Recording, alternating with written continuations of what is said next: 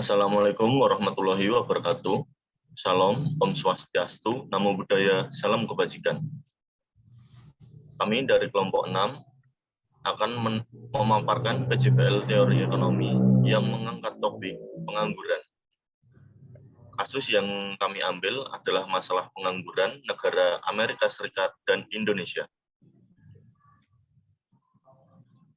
Sebelumnya, perkenalkan, kelompok kami beranggotakan saya, Dr. Salman, NPM 2240 103202.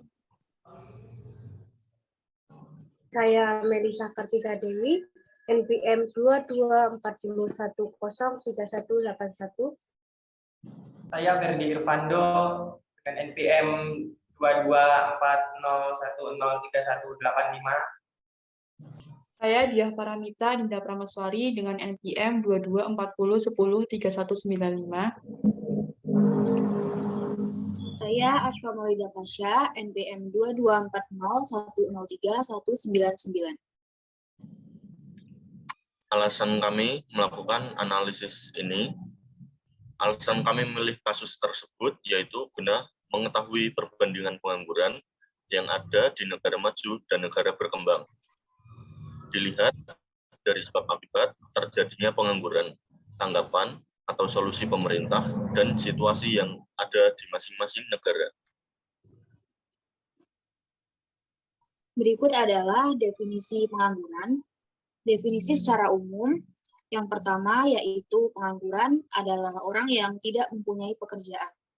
Pengangguran juga memiliki definisi yang lain, yaitu sebutan untuk orang yang tidak bekerja sama sekali, sedang mencari pekerjaan, bekerja kurang dari 2 hari selama 1 minggu, atau sedang berusaha untuk mendapatkan pekerjaan yang layak.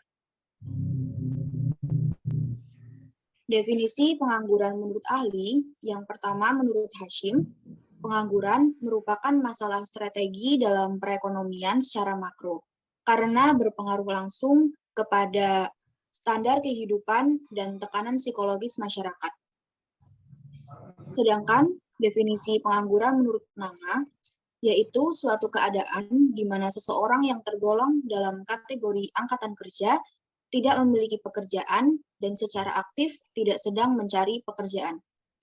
Masalah pengangguran selalu menjadi permasalahan yang sulit terpecahkan di setiap negara, sebab jumlah penduduk yang bertambah semakin besar tiap tahunnya akan menyebabkan meningkatnya jumlah orang pencari kerja. Dan seiring itu, tenaga kerja juga akan bertambah. Jika tenaga kerja tidak dapat terserap ke dalam lapangan pekerjaan, maka mereka akan tergolong ke dalam orang yang menganggur. Masalah pengangguran. Pengangguran terjadi disebabkan antara lain yaitu karena kondisi ekonomi, kebijakan pemerintah yang tidak berpihak kepada rakyat, pengembangan sektor ekonomi real, pendidikan yang rendah dan tidak memiliki keterampilan, keterbatasan lapangan kerja yang tersedia lebih kecil dari jumlah pencari kerja, kompetensi pencari kerja tidak sesuai dengan pasar kerja, memiliki pendidikan yang tinggi tapi tidak memiliki peluang kerja dikarenakan tidak memiliki akses sehingga berpotensi untuk tidak dapat tertampungnya lulusan program pendidikan di lapangan kerja setelah setiap tahun selalu meningkat, tidak pernah mengalami penurunan. Budaya suatu daerah di mana yang bekerja itu hanya perempuan saja, sementara kaum Adam tidak bekerja. Selain itu, juga kurang efektifnya informasi pasar kerja bagi para pencari kerja. Fenomena pengangguran juga berkaitan erat dengan terjadinya pemutusan hubungan kerja, yang disebabkan antara lain perusahaan yang menutup atau mengurangi bidang usahanya akibat krisis ekonomi atau keamanan yang kurang kondusif, peraturan yang menghambat investasi, hambatan dalam proses ekspor-impor, dan lain-lain. Berikut adalah 2 contoh kasus pengangguran dari negara maju dan negara berkembang yang akan kami paparkan. Selanjutnya, kasus pertama yaitu pengangguran di Amerika Serikat. Ternyata pengangguran tidak hanya terjadi di negara berkembang saja. Di negara maju juga ada fenomena pengangguran, salah satunya di negara Amerika Serikat. Pengangguran di Amerika Serikat. Masalah pengangguran tidak hanya terjadi di negara berkembang, tetapi juga negara maju seperti Amerika Serikat. Jadi, faktor apa yang menyebabkan masalah pengangguran di Amerika Serikat terjadi? Masalah pengangguran di negara Amerika Serikat disebabkan oleh faktor pasang surutnya perputaran bisnis. Latar belakang dari pengangguran di Amerika. Pengangguran di Amerika Serikat atau AS ini meningkat tajam. Tingkat pengangguran Amerika Serikat dilaporkan sebesar 3,7 pada November 2022. Angka ini tetap dibanding sebelumnya, yaitu 3,7 untuk 2022 bulan 10. Data tingkat pengangguran Amerika Serikat diperbarui setiap bulan dengan rata-rata 5,5% dari 1948 sampai bulan 1 sampai 2022 bulan 11 dengan 899 observasi. Data ini mencapai angka tertinggi sebesar 14,7% pada 2020 bulan 4 dan rekor terendah sebesar 2,5% pada 1953 bulan 6. Data tingkat pengangguran Amerika Serikat tetap berstatus aktif di CAIC dan dilaporkan oleh US Bureau of Labor Statistics. Data dikategorikan dalam Amerika Serikat Global Database, Table US G049, Current Population Survey, Unemployment Rate, Seasonally Adjusted. Jumlah lapangan kerja baru juga menurun drastis.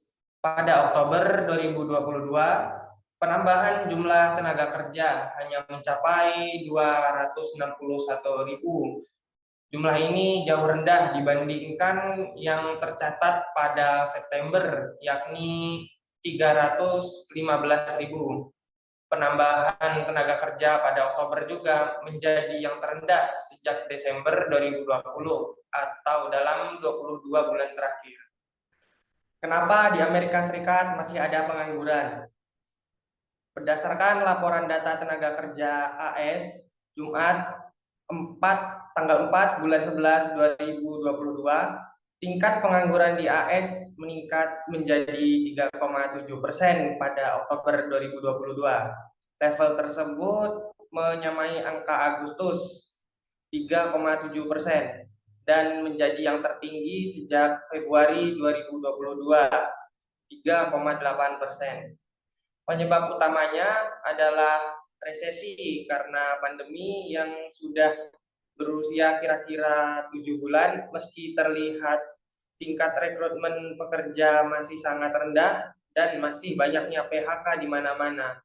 Satu alasan tingkat pemecatan kerja masih tinggi adalah banyak korporasi yang menahan para pekerjanya ketika resesi dimulai.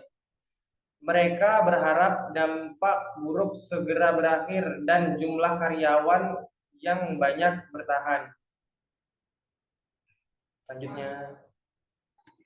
Dampak dari pengangguran Amerika.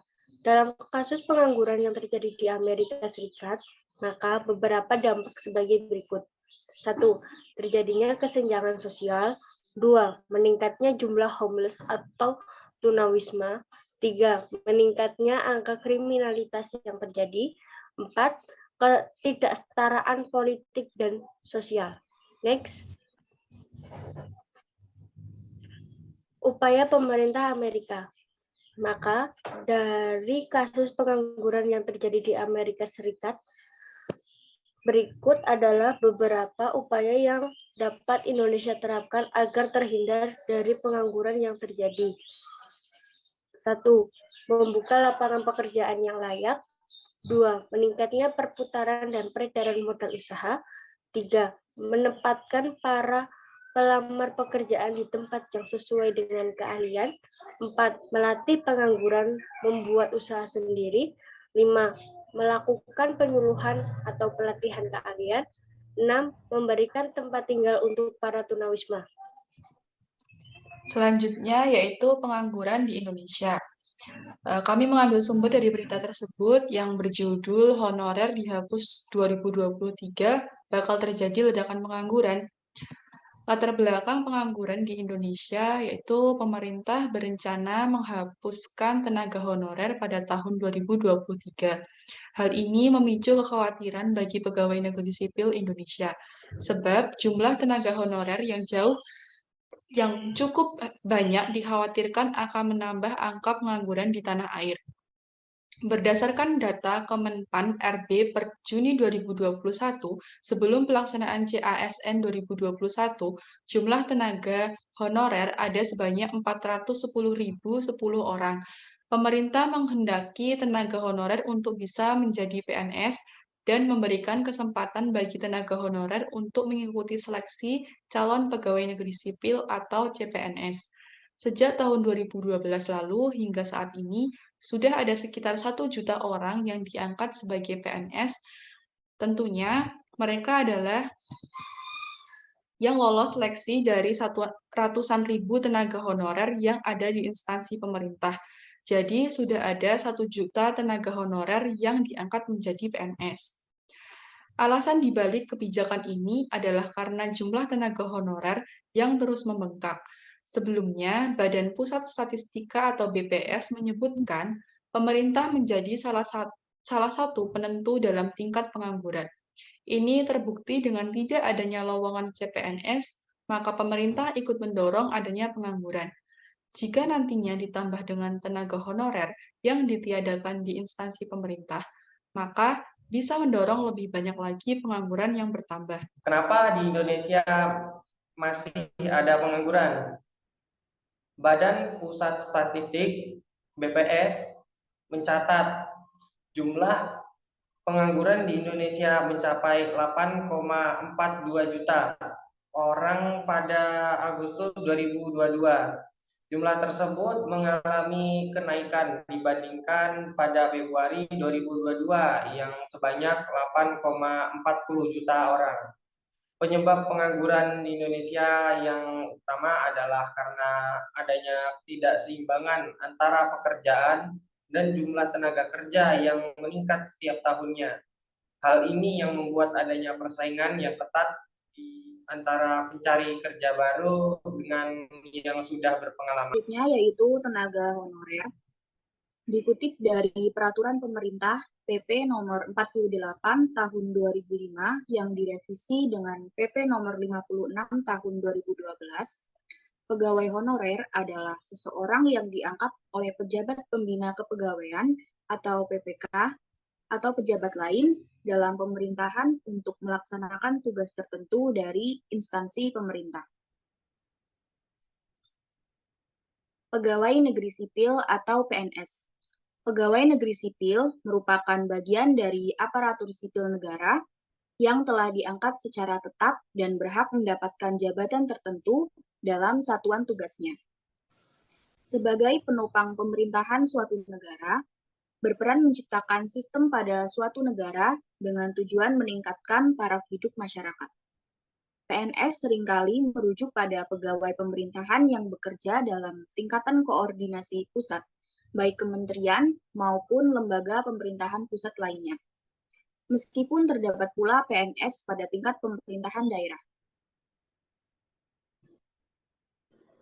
Perbedaan pegawai negeri sipil dengan tenaga honorer.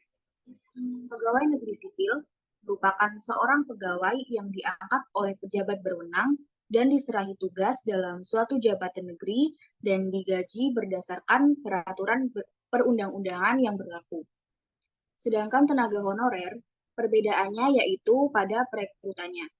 Untuk instansi pemerintah daerah, pegawai honorer bisa direkrut tanpa izin pemerintah pusat. Dampak honorer yang dihapus.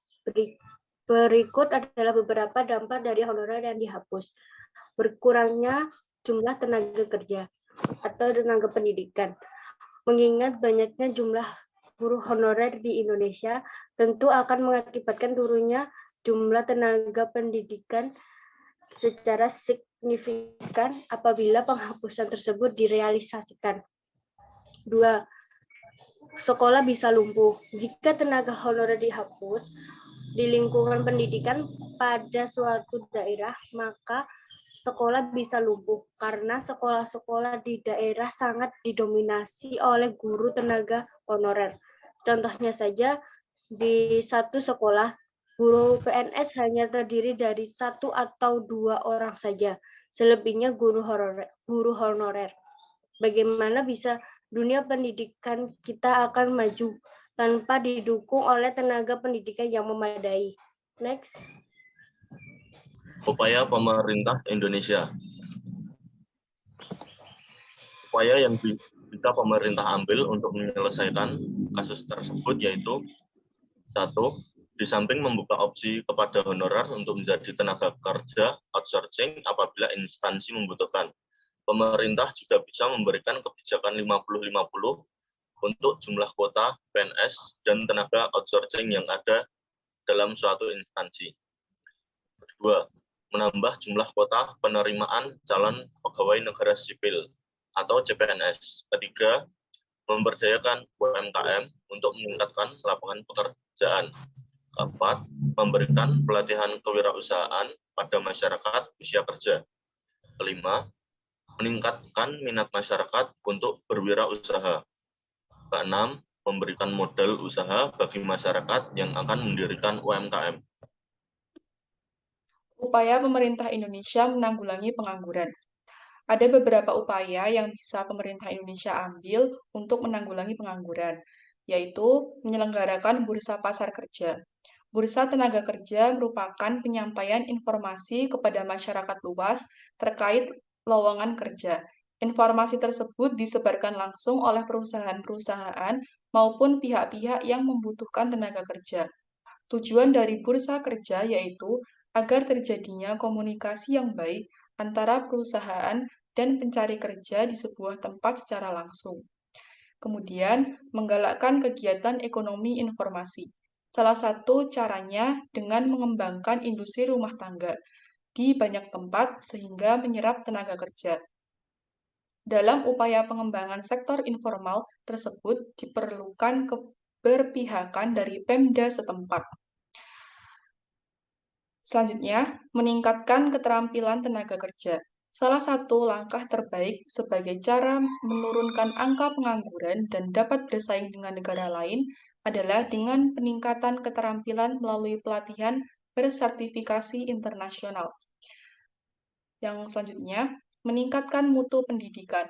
Pemerataan dan peningkatan mutu pendidikan akan mendorong meningkatnya kualitas sumber daya manusia dan memungkinkannya untuk memperoleh kesempatan kerja yang lebih luas. Dan yang terakhir, mendirikan pusat-pusat latihan kerja.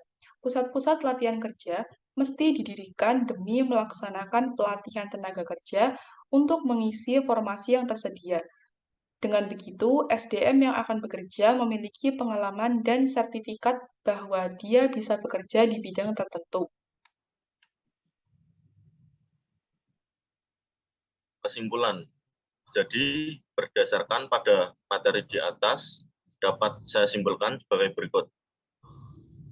1. Berdasarkan perbandingan tingkat pengangguran tersebut, atau TPT, di Indonesia pada Agustus 2022 sebesar 5,86%, dan tingkat pengangguran di Amerika Serikat meningkat menjadi 3,7% pada Oktober 2022. Kedua, tingkat pengangguran di Amerika Serikat diakibatkan penurunan lapangan pekerjaan. Ketiga, perbandingan jumlah lapangan pekerjaan dan pencari pekerjaan tidak seimbang sehingga menimbulkan kenaikan tingkat pengangguran di Amerika Serikat. Keempat, timbulnya kenaikan tingkat pengangguran sehingga menimbulkan beberapa dampak bagi masyarakat Amerika Serikat.